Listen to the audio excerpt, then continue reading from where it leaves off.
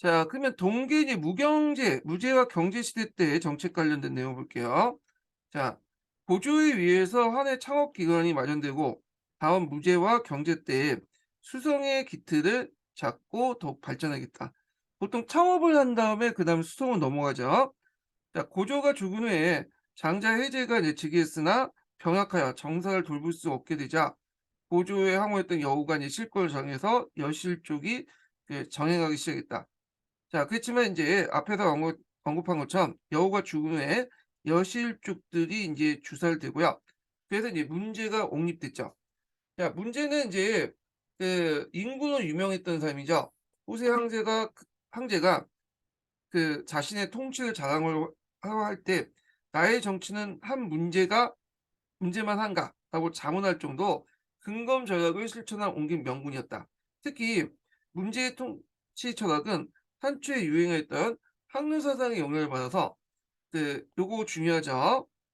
무의자연 사상의 이 정치에 그대로 반영되었다.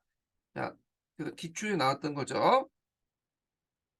이하여 진의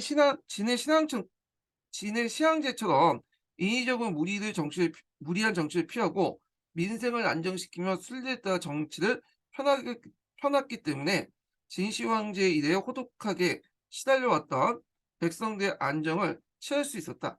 특히 유교주의 정치가 했던 가희가 건의한 치안책은 문제의 어떤 정치에 큰 영향을 주었다. 아, 치안책 관련된 내용 좀 기억을 해 두시고요. 그래서 경제 정책 면에서 고조 시대 때 이제 지조인 15분의 1 세를 30분의 1로 감축하고요. 말년에는 토지세를 폐지했다. 또 이제 육형을 감감하고 연자법을 폐지하고 이런 것들은 앞에서 있는 내용들 다 어 있죠. 자, 경제도 대체 부친의 정책을 그대로 답습하였다. 이하여 문제와 경제 제2 40 년간의 안전화 정책으로 방패화된 농촌 사회는 후식을 취하면서 생산량을 증가시켜 국력을 회복되어 번영을 누리게 되었다.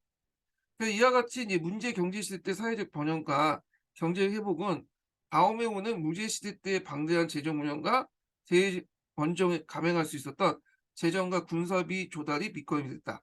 자, 그다음 궁극제의 모순과 이제 5초 7구에 나눠볼게요. 자, 한초의 궁극제는 그 자체의 모순을 안고 있었다. 그것은 한 해 중앙정부가 중앙집권 방향으로 나가려 하는 데 대해 지방제후왕은 지방 분권을 치닫고 있기 때문이다. 자, 한초에 봉건된 이성제후왕은 고조 말년에 거의 제거되었으나 그 대신에 동성제후 세력이 더욱 강성해졌다. 지방제후왕은 마치 독립국 같아서 제후국에 소속된 관리는 제후가 직접 임명하고 여러 군에 이르는 강대한 봉지는 제후왕의 통치에 있었다. 그러나 이제 조정에서 할 수 있는 것은 뭐냐면 그냥 이제 제후왕후 감독역에서 퇴보와 승상 정도 파견한 뿐이고 제후국들은 중앙정부의 통제하에 있지 못했다. 특히 제후국은 전체 면적의 대체 국토의 3분의 2를 차지하고 있었고 중앙정부가 9년제 직접 지배한 영역은 3분의 1에 불과했다. 자, 더욱이 문경 시대 때 되자 동성으로서 형관계가 점점 어려져 제후왕은 한나라 중앙정부의 커다란 위협이 아닐 수 없었다. 따라서 문제 때 해남원 위장이 모반죄로 제거된 사건을 계기로 박사 가희와 조조가 중앙정부를 강화하고 지방세력을 약화시키자는 강간 약진 정책을 내세워 제후왕의 영지를 삭감할 것을 강력히 주장했다. 강간 약진 정책. 자, 그러나 문제는 제후왕의 대결 피했으나 경제는 조조의 의견을 받아들여 영지 삭감 정책을 밀어붙였고 이에 대응하여 오왕을 비롯해서 지방의 제후왕들이 반란을 일으켰는데 이게 5초 7구의 난이죠. 자, 이난에서 경제는 주하부를 장관 삼아 토론하고 나서는 한편 그들의 요구를 어느 정도 받아들여 조조를 사형에 처했다. 그러나 칠국은 연합하여 중앙정부에 대응해 왔으나 주하부의 하락으로 겨우 평정되었다. 뭐 겨우보다는 3개월 만에 그냥 간단히 끝났어요. 예. 자, 하여튼 경제는 5초 7국의 난을 선정한 후에 적극적인 중앙 집권화 정책을 펴 나갔다. 먼저 지방의 제후국을 정치에 완전히 배제시키고 지방의 정치는 중앙에서 파견된 관리를 맡게 됨으로써 공권제는 크게 위축되었다. 자, 이리하여 한초 이래로 제국 질서의 위협 세력이 내려왔다. 제후 세력들이 제거됨으로써 봉건제도에 의한 국가 통치의 모순은 해소되었고 다음 무제 때 이르러 중앙 집권 체제가 확립되었다. 이렇게 했죠. 자, 그다음에 이제 잠깐 이제 중국의 역사책을 좀 볼게요. 제가 이걸 왜 보느냐면 이 납속 수작 정책 때문에요. 예. 이걸 매장력이라고 하죠. 이게 여기에서 나왔어요. 그래서 이것 때문에 이제 제가 지금 얘기를 하는 건데, 자, 요거는 이제 뭐 때문에 했냐면, 그 당시 이제 홍로가 쳐들었으니까, 홍로를 대비하기 위해서 이제 하는 정책들인데, 이 매장력 외에도 그 둔전책이 있고요. 요때 둔전이라는 것은 이제 군둔이죠. 농병일지의 군둔. 그 다음에 3인 실변 정책이 있어요.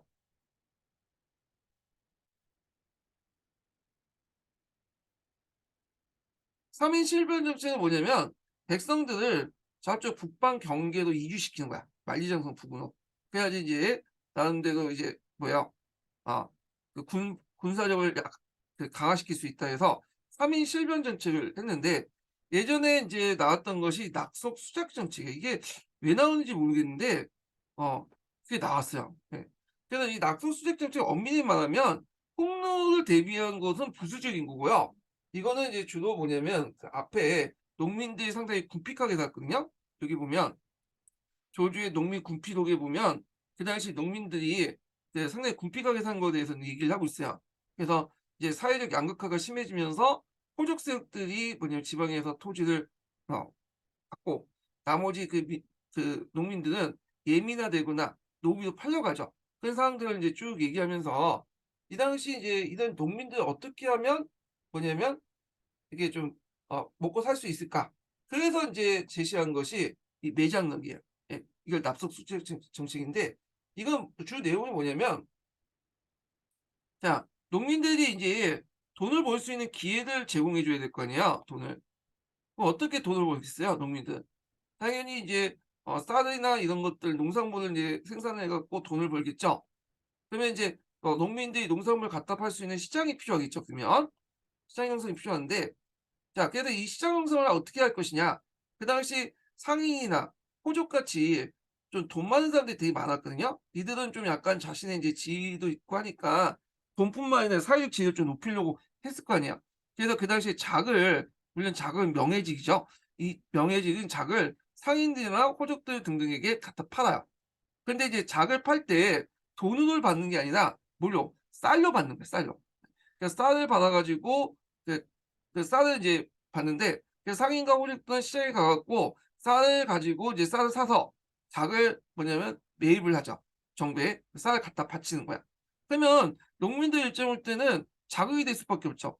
항상 상인과 호족들이 인제 닭을 사기 위해서 쌀이 필요하다 보니까 당연히 쌀 시장이 형성될 수밖에 없고 그래서 농민은 돈을 벌기 위해서 쌀을 열심히 재배를 하겠죠. 쌀뿐만 아니라 여기에서 뭐 밀이라든지 곡식 같은 것들을 얘기해요. 그래서 이런 곡물들 재배해서 열심히 재배하면 여기 시장에 갖다 팔고 상인들이나 호족 등 돈 많은 사람들이 여기에서 인제 곡식을 매입해서 뭐냐 정부에 가서 곡식을 바치고 작을 얻는 거죠. 네. 정부 입장일 때는 상당히 뭐냐면 유용하죠.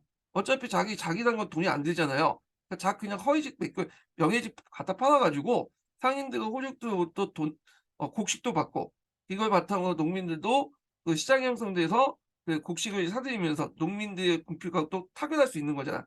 또 이제 부수적으로 얻을 수 있는 게 뭐냐면 이 많은 쌀을 주로 어디에 보내냐? 북방에 인제 뭐냐 군대가 주둔되고 있잖아. 그럼 얘네들 식량이 필요하죠. 식량을 보내는 거야. 그래서 인제 일석삼조의 효과를 누릴 수 있다. 예, 첫 번째로는 정부는 그냥 그 명예직인 작을 갖다 팔아서 돈을 벌 수 있고 두 번째 농민들을 또 구제할 수 있고 그리고 거기에 이제 그 받아들인 쌀로 이제 곡식을 받아들이니까 이 곡식을 또 저쪽 병방에 보내 가지고 폭로를 대비할 수 있는 군대의 어떤 그 양식으로 사용할 수 있고 뭐 이렇게 했던 것이 납속수작책이에요. 그러니까 엄밀히 말하면 이 납속수작 정책은 폭로 정책이라는 것보다는 이게 주는 아니고 농민들을 이제 뭐냐 규제하기 위한 정책이었는데 부수적으로 폭로를 대비한 정책으로 됐다. 이렇게 보시면 돼요, 부수적으로. 예. 자, 그래서 이제 그 내용들을 이제 볼게요. 자, 그래서 이상과 같이 지적한 후 이상과 같이 지적한 건 그 앞에 농민들이 그만큼 군픽해졌다. 그 농민들을 어떻게 하면 먹여 살리고 좀 약간 그 군픽 생활에서 벗어날까라고 한 제안에서 인제 이게 납속 수작 정책을 이제 실시했는데 그 내용이에요. 그러니까 조조는 그 대책을 문재에게 건의했다. 그것은 납속 수작 제도 즉 국가가 에게 곡물 납입한 자에게 그 양의 다소에 따라서 자기를 주는 정책으로 이를 요약하면 다음과 같다. 대량의 곡물을 납입할 수 있는 자는 그 당시 상인 등의 부자로 한정되어 있기 때문에 그들에게 높은 자기를 얻고자 농민들에게 곡물을 구입한다. 이에 따라 농민은 화폐를 얻을 수 있다. 시장이 이제 형성되면 그 화폐를 통해서 인제 그 시장에서 농산물 팔면 화폐를 얻을 수 있잖아요. 또한 국가의 곡물을 납입하면 국가 재정이 충실해지고 이에 따라 또 조세 경감도 있죠. 더욱이 농민은 그들이 생산된 곡물을 살 사람이 있게 되면 농업 생산에 노력하겠는 시장이 형성됐으면 인센티브가 주어져요. 내가 이제 열심히 해 갖고 농산물을 갖다 팔면 막대한 돈을 벌 수 있다는 인센티브가 있으니까 당연히 열심히 일할 수밖에 없고 농업 생산도 많아질 수밖에 없고 국가 입장에 볼 때는 또 국가 재정이 충실해질 수 있고 국가 재정이 충실해지면 농민들이 더 세금을 거둘 필요 없겠죠. 예. 자, 그래서 이제 다른 한편 자기라는 것은 사람이 원하는 것이면서 황제의 의지에 무한히 줄 수 있기 때문에 국가 진출을 늘 수 있다. 자기를 준다고 해서 특별하게 돈이 들어간 건 아니죠. 종이 쪽지에다가 몇 개 이제 써주면 되는 거잖아요. 더욱이 국가의 곡물 납입 반이처를 여기 인제 곡물을 받았으면 요걸 어디서 인제 주냐. 북쪽의 장성 부근에 하면 홍로와 대치하고 있는 전선의 양식은 3 년에 뭐냐면 되지 않아 충족될 것이다. 그래서 인제 조조의 입안은 앞전에서 논한 같이 작제를 배경으로 배경으로 하면서 다음과 같은 점을 고려한 것이다. 우선 당시 상인이 취급했던 상품은 주로 사치품으로서 국가적인 어떤 곡물 시장이 성립되지 않았다. 그 때문에 농민은 곡물 생산을 통해 잉여를 얻으면서 상품화할 수 있다는 사정도 있다. 그렇지만 농민은 상수함과 같이 화폐에 의한 납세 의무를 지고 있고 식엽이라든지 철제 농기구 등의 구입하기 위해서 화폐 수입이 필요하였다. 그렇지만 그들은 생산된 곡물을 파는 것 외에는 화폐를 획득할 방법이 없었다. 무제는 조조의 권위를 채용했다.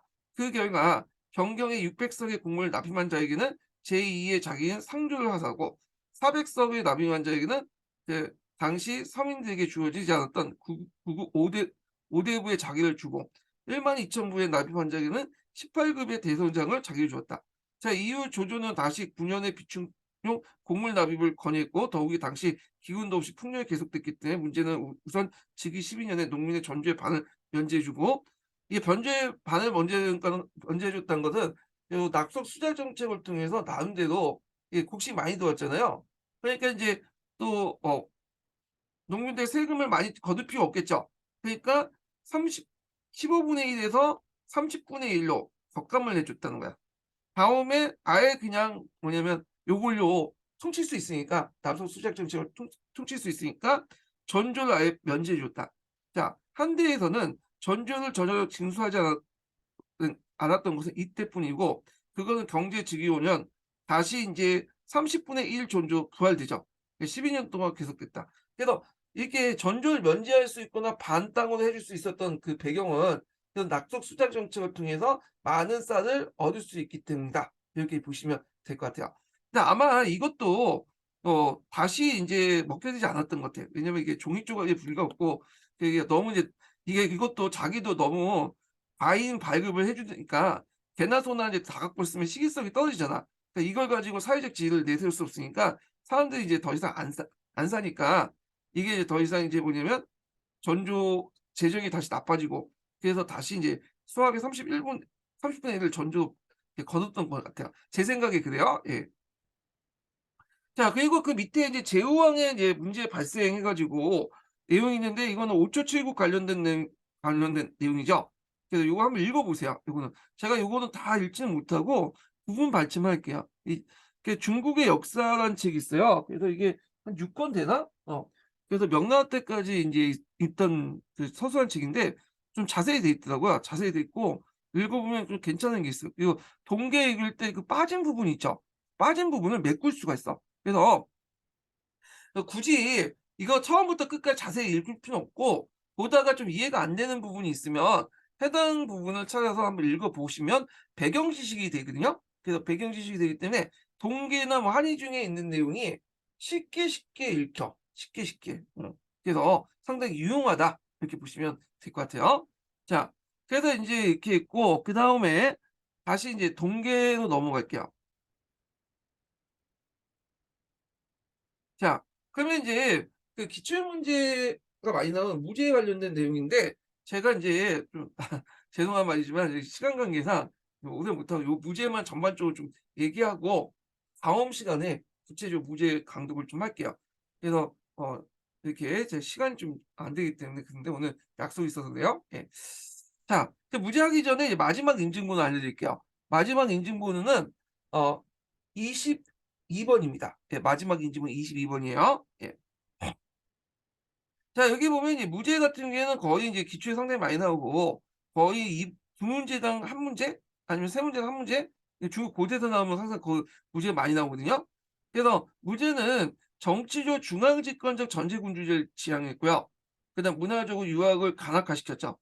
그리고 또 세 번째로는 또 그 육아와 그 법과를 같이 사용했어. 그래서 겉으로는 육아적인 왕도 정치를 추구한 것 같지만 실제 법과적인 패도 정치를 추구했죠.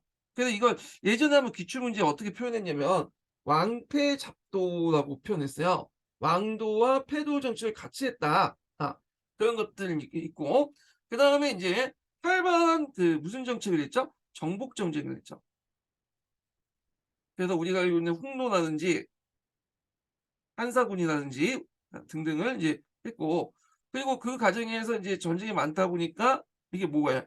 돈이 많이 필요하잖아. 그래서 돈을 인제 뭐냐면 국가가 마련하기 위해서 재정을 이제 다시 메꾸기 위해서 우리가 알고 있는 전매제라든지 군수법이라든지 평준법 같은 것들을 했다.